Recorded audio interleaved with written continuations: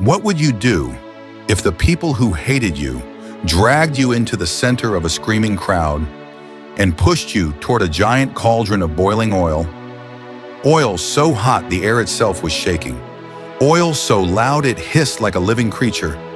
Oil meant for one purpose: to end you, slowly, painfully, spectacularly. Now imagine this. They tie your hands. They lift you above that bubbling oil. The crowd leans in, ready to watch your skin melt. The executioner gives a signal. And when they drop you in, you don't burn. You don't even flinch.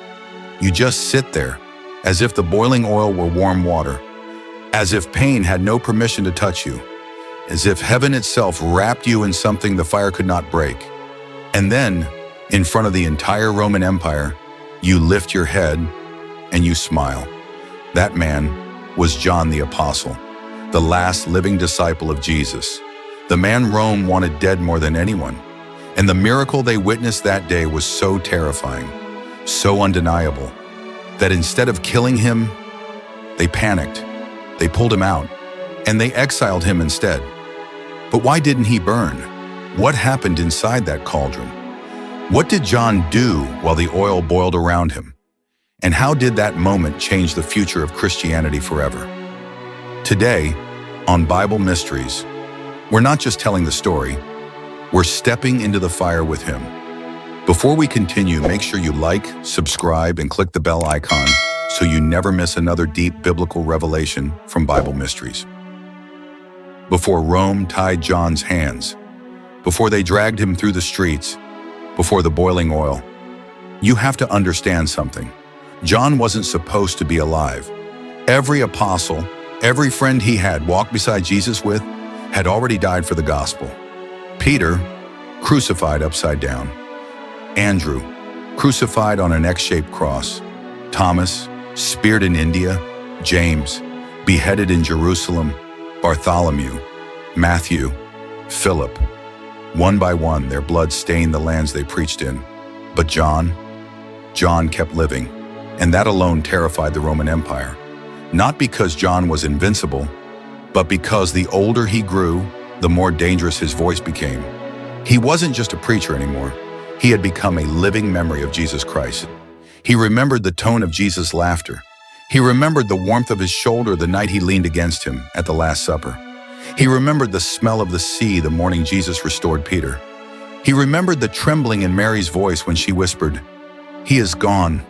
The tomb is empty."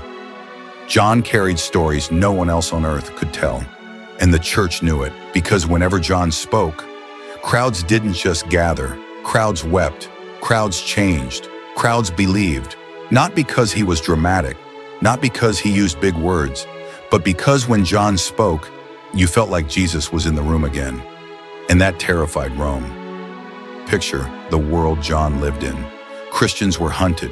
Churches met in caves. Believers whispered hymns because singing too loudly could get them executed. Everywhere John went, he saw widows of apostles, orphans of believers, families torn apart by persecution. He buried the young. He buried the old. He buried friends so close they were basically blood. And with every funeral, every imprisonment, every martyr's scream echoing in his memory, John still preached, "God is love." Can you imagine how insane that sounded to Rome? God is love, in a time when emperors lit Christians on fire to illuminate their gardens. God is love, in a time when the cross wasn't a symbol of salvation, but a warning. And yet John never changed the message. He spoke of Jesus with tenderness. He taught forgiveness with tears in his eyes. He spoke of heaven like someone who had seen it with his own eyes, because he had. There is something you need to know about John. He wasn't bold like Peter. He wasn't fiery like Paul. He wasn't dramatic like Thomas. John was quiet, gentle, soft-spoken. But beneath that softness lived something unshakable: conviction, courage, a love so deep it made fear impossible. Rome didn't know what to do with people like him. You can torture a loud man. You can intimidate an angry man. You can manipulate a fearful man. But a man who loves God more than he fears death, you can't break him. And John refused to bend. Rome ordered him to stop preaching. He didn't stop. Rome threatened him. He didn't stop. Rome imprisoned him. He didn't stop. Rome warned him, if you continue, you will die. John looked them in the eyes and said essentially, you can kill my body, but you cannot silence what heaven has spoken. And that was the final straw. The empire that crushed nations could not crush this old man from Galilee. So they decided, if he won't die quietly, he will die spectacularly. A death that would terrify Christians into silence. A death so brutal the church would tremble. A death so dramatic people would fear preaching again. So they prepared the cauldron. When soldiers came for him, John wasn't hiding. He wasn't running. He wasn't trying to escape. He was teaching in a small house filled with believers, some sitting on the floor, some leaning against walls, some standing outside the door because there wasn't enough space. John was telling them about Jesus' final prayer. Father, forgive them. And right in the middle of that moment, the door bursts open. Armor clanks, swords flash, people scream, believers scatter. But John doesn't move. He lifts his head, looks at the soldiers, and simply says, I go where the Lord sends me.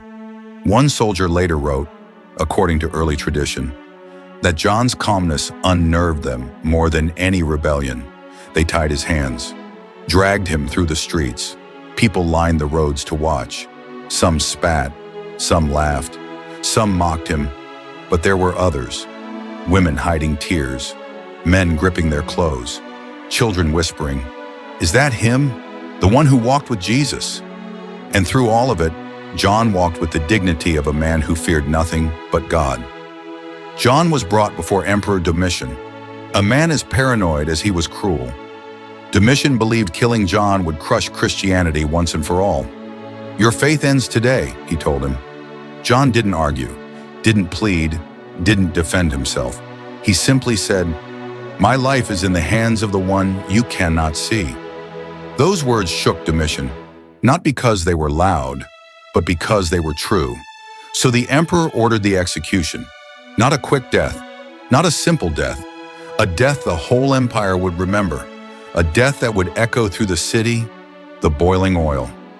And as they dragged John toward the arena, as the crowd gathered around the cauldron, as fire roared beneath the pot, John whispered a prayer, not for himself, but for the people who hated him.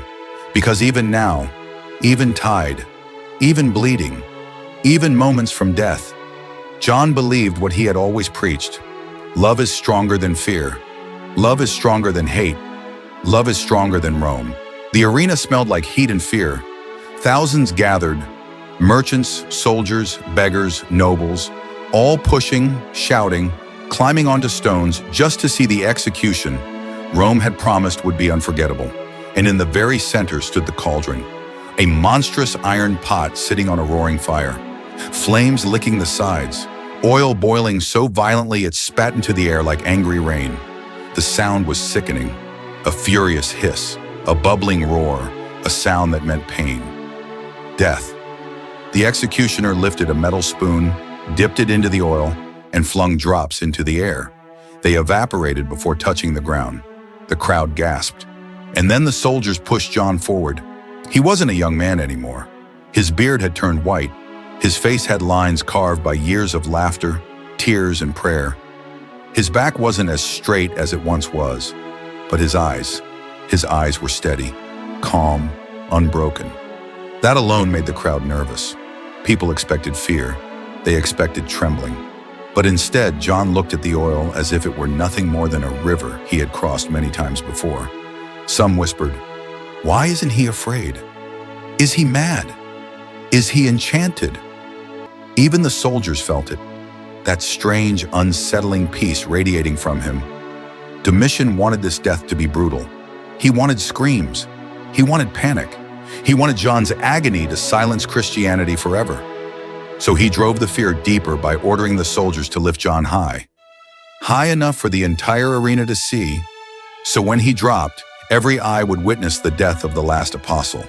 The platform creaked as they raised him. The closer he got to the boiling oil, the hotter the air became. People covered their faces. Some turned away, some couldn't look. But John kept his eyes open. He whispered something. No one close enough understood the words, but his lips formed a prayer. Not begging for life, but surrendering it. Then came the moment. The executioner nodded. The ropes tightened. John's feet dangled above the cauldron. The crowd held its breath, and Rome prepared to kill a man they could not silence any other way. "Drop him!" a voice shouted. "End him!" another screamed. The soldiers released the ropes, and John fell. The air split with the hiss of boiling oil receiving a human body. Women screamed. Men cursed. Children buried their faces in their parents' robes. People leaned forward, waiting for the sound everyone dreaded. The agonizing cry, the desperate scream, the sound of flesh being destroyed. But the arena heard nothing, because John did not scream, not once, not at all. Time froze. Soldiers stared in confusion. The executioner stumbled backward, eyes wide. People climbed onto each other for a better view. And there he was, John, sitting inside the boiling oil, not burning, not writhing, not even sweating, just sitting, as if the cauldron were a warm bath, as if the oil had forgotten how to hurt him. Some said he closed his eyes as if he were resting. Others swore he lifted his hands, still tied, and prayed. A few claimed they saw light around him. But one thing everyone could agree on: the oil refused to touch him. The crowd erupted in chaos. Some screamed that it was sorcery. Some shouted it was a sign from the gods. Some fell to their knees. Some ran from the arena entirely. And the soldiers, the same men who dragged him through the streets, began shaking. Not because they feared John, but because they realized they had just witnessed a moment the empire could not explain and could not control. Imagine the emperor's face, expecting terror, expecting suffering, expecting a broken old man. But instead, he saw someone sitting in a boiling pot, as calm as the Sea of Galilee on a quiet morning. There are moments in history when evil realizes it has lost. This was one of them. Domitian shouted for the soldiers to remove John from the oil. They rushed forward, terrified to touch the cauldron, pulled him out, and his skin was untouched. Not red, not blistered, not burned. Some say he stepped onto the ground and stood there quietly, dripping oil, looking as peaceful as the day he wrote, "Perfect love casts out fear." And Rome, the empire that prided itself on crushing the uncrushable, could not deny what they had seen. So instead of killing him, they panicked. They gave up. They exiled him, because you cannot martyr a man the fire refuses to kill. And John, the apostle of love, was sent far away to an island called Patmos, where something even greater was waiting. Patmos was not a place for living. It was a place Rome sent people to disappear. Sharp rocks, cold winds, no shade, no comfort, just endless stone and endless silence. Most prisoners went mad there. Some died within weeks. But when John stepped onto the island, still smelling faintly of the oil Rome tried to kill him with, he wasn't afraid. He looked at the jagged cliffs, the violent waves slamming into stone, the emptiness of the land, and somehow he saw purpose. Because John had lived long enough to know something anyone who walks with God eventually learns. When people exile you, heaven positions you. Patmos was not punishment, it was preparation. But the beginning was brutal. The Romans didn't give him a house, they didn't give him shelter, they didn't give him rest. They threw him onto the island and left him to survive on whatever he could find. The nights were freezing, the days blistering hot. Food was scarce. Water tasted like the earth itself was tired. And John was an old man. His bones didn't move like they used to. His back ached. His knees trembled when he walked too long. Every night when the wind howled through the cracks in the rocks, he would lay his head down and remember the warmth of Jesus' presence and wonder why God kept him alive this long. Why was he still here? Why had he survived boiling oil? Why had Rome failed to silence him? What was heaven waiting for? There were days he felt the weight of loneliness crush him. Days he prayed and heard only the sound of waves. Days he missed the faces of the apostles. Peter's laughter, James's voice, Mary's gentle smile. He was the last one left, the last witness, the last survivor of a generation that changed the world. And yet, here he was, alone. But even in loneliness, he held on to one truth. Jesus had promised he would never leave him. One morning before the sun rose, John dragged himself up a cliff, searching for a place to pray. The wind whipped his hair, the rocks cut his feet, but he kept climbing. When he finally reached the top, the horizon was a thin line of gold. The sea glowed faintly. The island lay in deep silence, and John whispered the same prayer he had whispered for decades. Lord, I am here. For a moment, nothing happened. Just the wind, just the sea, just an old man on a broken island. Then, everything changed. Not slowly, not gently. Suddenly, the air thickened. The ground vibrated. The sky itself seemed to hold its breath. John fell to his knees. The wind stopped moving. And then a voice he had not heard in over 60 years, spoke behind him. Not a human voice, not an echo, not a dream. A voice that sounded like thunder wrapped in holiness. A voice he remembered from the shores of Galilee, from the boat in the storm, from the Mount of Transfiguration. A voice that once whispered, "Follow me," and now spoke with the power of eternity. I am the first and the last. John didn't turn at first. He couldn't. His body shook. His heart raced. His breath vanished. Fear and awe crashed into him at the same time. And then, slowly, he turned. What he saw next would become the most powerful, terrifying, breathtaking vision in the entire Bible.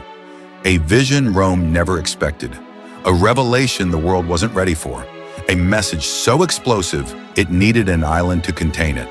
The risen Christ, not the gentle teacher he once knew, but the glorified King, stood before him. Eyes like blazing fire, face shining like the sun, voice like roaring waters. And John, the same man who survived oil, the same man Rome couldn't kill, collapsed at his feet as though dead. Because the glory of Jesus was greater than the fire of any empire. And on that rock, in that exile, in that moment, God gave John the vision that would shake heaven and earth. A vision that would become the book of Revelation. A vision that proved John didn't survive the oil to escape death. He survived because heaven still had something to say. John lay on the ground, his face pressed against the stone, his body trembling like a leaf caught in a storm. Not from fear of death. He had already faced death and survived it. This trembling was different. This was the trembling that happens when a human mind tries to understand something too holy, too large, too overwhelming for earthly senses to hold. The presence standing before him was Jesus, but not the Jesus he walked with in Galilee. This was Jesus unveiled, Jesus glorified, Jesus as King of eternity. And his voice, that voice that once spoke gently by the sea, now rolled through the air like thunder, shaking the bones of the earth. Do not be afraid. John's breath caught in his throat. He knew that voice, that tone, that reassuring warmth. It was the same voice that had calmed the raging storm decades earlier. The same voice that lifted him up when he was young and hungry for purpose. And now that voice was lifting him again, but this time, to show him things no human had ever seen. John forced himself to look up. He saw Jesus standing with unimaginable majesty, his robe glowing, his eyes burning like fire, his hair white as the morning light, his feet like metal glowing in a furnace, and in his right hand, 7 stars. John stared at them in disbelief. Stars, held as easily as pebbles in a man's palm. He remembered creation. He remembered the Genesis stories. He remembered the God who scattered the stars with a whisper. And now those stars were held in the hand of the man he once ate bread with. John's heart broke and healed at the same time. He whispered, "My Lord." Jesus stepped closer, and the air vibrated with power. "I am the living one," he said. "I was dead, and now I am alive forevermore." The words hit John with the weight of eternity. The last time he had seen Jesus like this was on the mountain, glowing with heavenly light. But this was infinitely greater. And then Jesus did something John never expected. He placed his right hand, the same hand that held the stars, on John's trembling shoulder. The touch wasn't violent, it wasn't overpowering, it was gentle. And the moment that hand rested on him, every fear left his body, every memory of Rome faded, every scar, physical and emotional, seemed to dissolve. Jesus had touched him before, when he healed the sick, when he washed the disciples' feet, when he broke the bread. But this touch was different. It was like being touched by eternity itself. "Write what you see," Jesus said. John swallowed hard. "Right?" He thought of his shaking hands. He thought of his old age. He thought of the darkness of the cave where he stayed. But Jesus spoke again, calm, commanding, unstoppable. "What you see, write in a book." A book, not a letter, not a sermon, not a memory. A book. John didn't know it yet, but those words would become the origin of the most mysterious, prophetic, debated, feared, and powerful book in the entire Bible. Revelation, the book of the end, the book of the Lamb, the book of the throne room, the book of the war between light and darkness, the book no empire could erase. John blinked rapidly, trying to steady his breath as the world around him began to change. The island faded. The stone beneath him dissolved. The sky cracked open like a curtain being pulled apart. Suddenly, he was no longer on Patmos. He was standing before a door suspended in the sky, radiant, pure, overflowing with light. A voice called to him, "Come up here!" John wasn't climbing. John wasn't walking. He was being pulled upward, as if heaven itself reached down and lifted him from the earth. The wind roared past him. Colors he had never seen in all his years swirled around him. His heart pounded like it was being rewritten. Then, silence, a holy silence. Because John had arrived in a place where earthly sound could not exist. A place where angels did not whisper, but sang with voices that shook eternity. A place where kings bowed their crowns. A place where the throne of God stood with glory beyond description. John had prayed on Patmos for God to be near. Instead, God brought him to his throne. John shielded his eyes from the light. The brilliance was so overwhelming, so alive, so intense, that for a moment he wondered if he was still alive. Lightning flashed across the throne. Thunder rumbled. Voices sang in languages no human tongue had ever spoken. And there, in the center of everything, was him, the one seated on the throne. John didn't dare describe his face. He couldn't. No human words could. So he described his presence, like jasper glowing, like a rainbow circling him, like something that existed before time itself. John realized something in that moment. He didn't survive the boiling oil to live longer. He didn't survive the island because of luck. He survived so he could stand here, in this impossible place, and witness heaven opening its doors. John's exile wasn't abandonment. It was appointment, a divine meeting with destiny, a moment written long before Rome existed, long before the apostles were born, long before John took his first breath. And as the thunder of heaven rolled across eternity, John understood. He wasn't the last apostle left. He was the chosen one for the final message. Rome did not forget John. You would think surviving a pot of boiling oil would earn a man a little peace. But when someone lives through what should have killed them, people don't relax. They fear, and Rome feared John. So instead of killing him again, they made another choice: exile, isolation, a slow death without flames.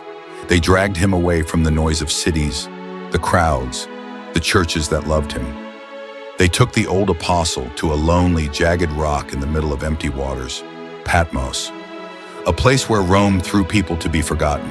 The island was barren, sharp, unforgiving, the kind of place where hope goes to die. John walked those rocks barefoot, feeling every cut, every thorn, every reminder that he had become a prisoner of an empire that couldn't kill him, but would try to silence him. And here's what's wild. John wasn't young anymore. His beard had gone white, his body worn, his eyes tired from decades of preaching, running, hiding, suffering. He had seen friends die. Almost all the disciples were gone. He had seen churches rise and churches fall. He had seen betrayal inside the church and persecution outside it. So what did John do in the pot of frying oil? He didn't scream, he didn't run, he didn't try to claw his way out. He stood. Because when God has marked a life with purpose, fire becomes powerless. John survived not because the oil wasn't hot, but because God wasn't finished. And neither is he finished with you.